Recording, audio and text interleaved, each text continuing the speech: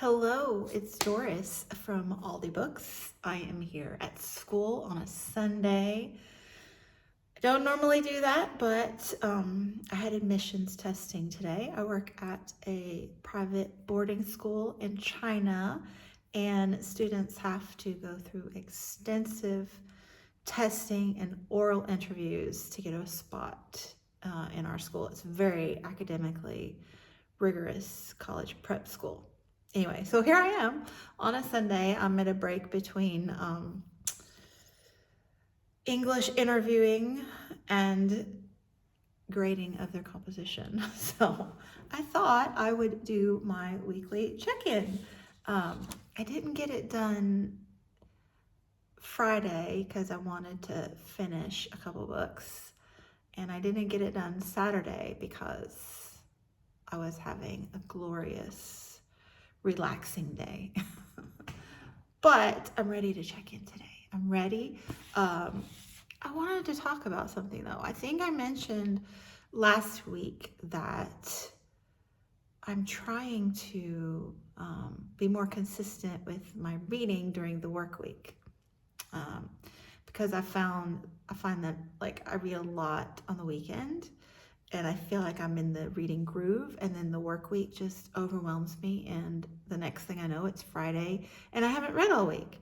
So trying to read a little bit each day, and it's worked. And let me tell you why it's worked. I think I'm gonna do even better this week, but I've realized that I spent a lot of wasted time scrolling on the phones.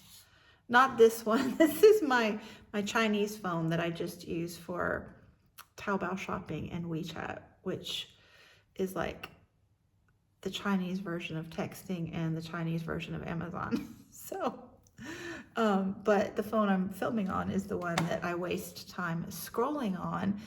And I was thinking like how much life has changed because I didn't own a mobile device until I was pregnant with my kid in 2003. So, like, I didn't even think I needed one. My ex made me get one because he thought it was a safety issue. And now I'm addicted, aren't we all? Like, isn't it mind-blowing that in that shortest space of time, and even then in 2003, I just had a flip phone. It wasn't a smartphone, so I wasn't even addicted to it in 2003. So I was trying to remember when I became addicted with the rest of society. And I think I'm going to say 2010 because I looked up in 2010 was when Instagram hit the market. And like I don't know, I didn't look up when YouTube became a platform, but I didn't really watch a lot of that. Like I did scrapbooking back then, and that's why I got invested in Instagram, was for the scrapbooking scene. So yeah, so that's 15 years now. And I'm thinking, how can I reprogram myself that I don't, it's because it's impulsive. It's like, I don't really need all of this information. And I'm not even going to go into, well, I will. I've been trying to detox from the online scene because the things that are going on in the world right now, the news cycle,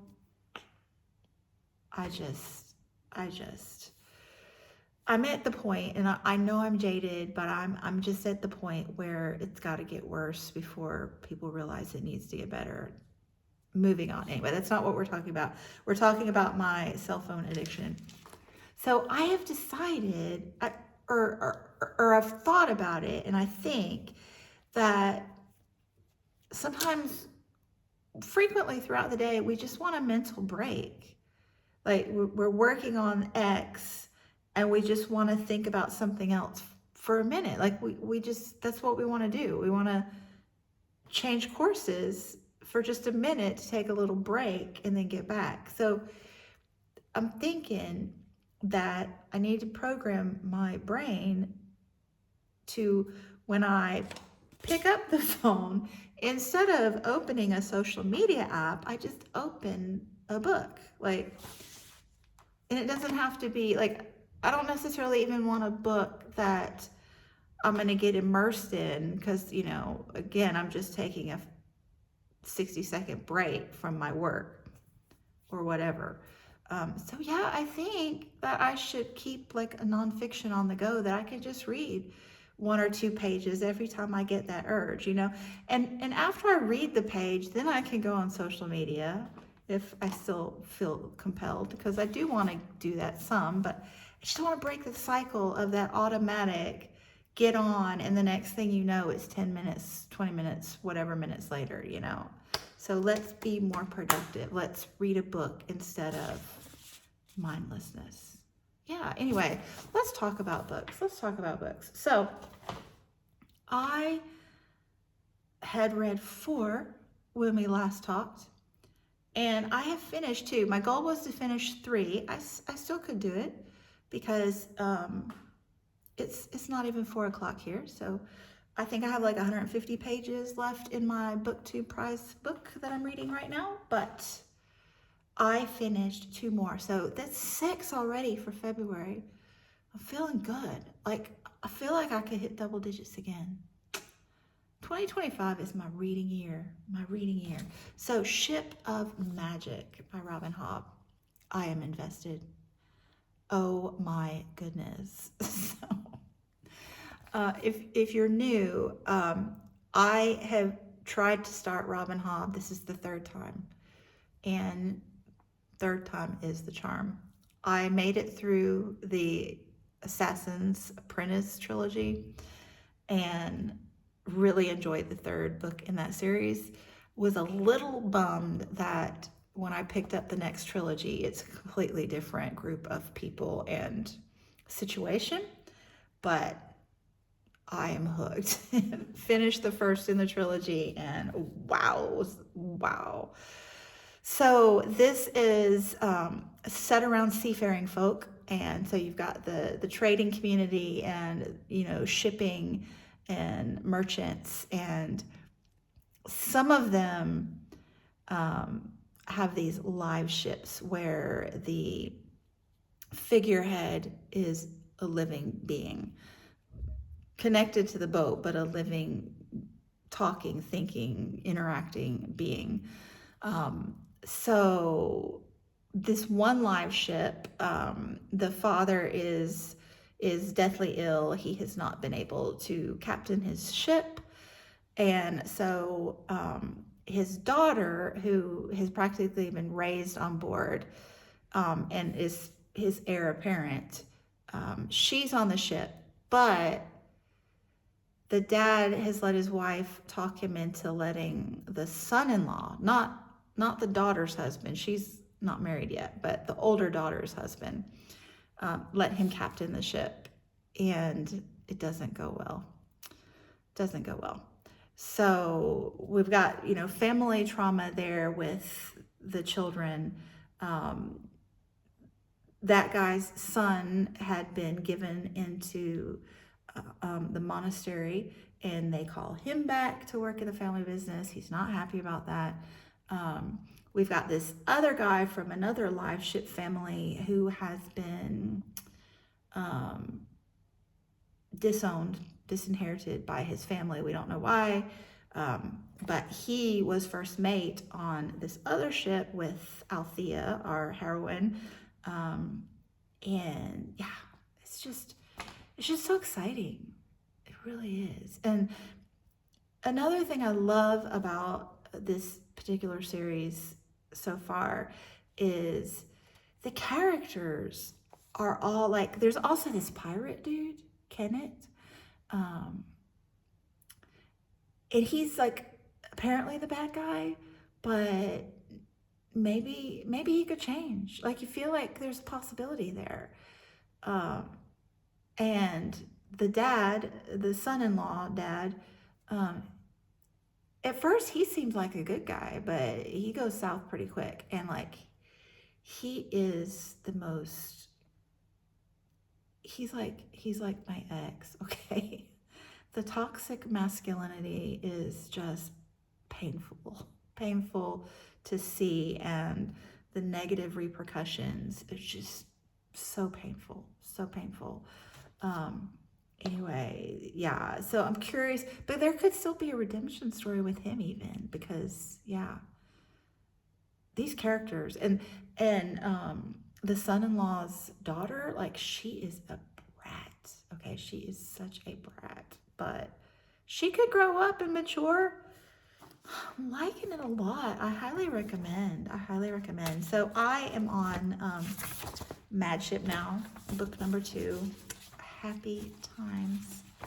I also finished So Big by Edna Ferber. Joe and I buddy read this, and we just finished it in the last 2 days, and it's so good. I highly recommend Edna Ferber, especially if you're like into the Victorian literature. This is set at kind of turn of the century, but a little bit more, but kind of turn of the era, like when we're transitioning from horses to vehicles, when we're transitioning from rural life to big city life, when we're transitioning from only the elite go to university to middle class being able to send their kids to learn trades and careers. So just really fascinating time period for me, like the 20s and 30s and such.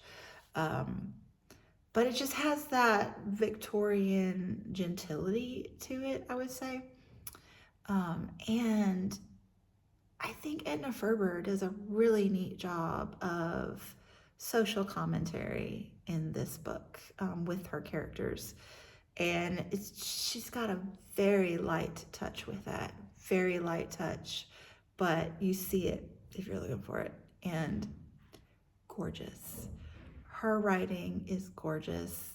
The nature writing and the way she sees the farming community and the way she sees just regular everyday people, really, really beautiful.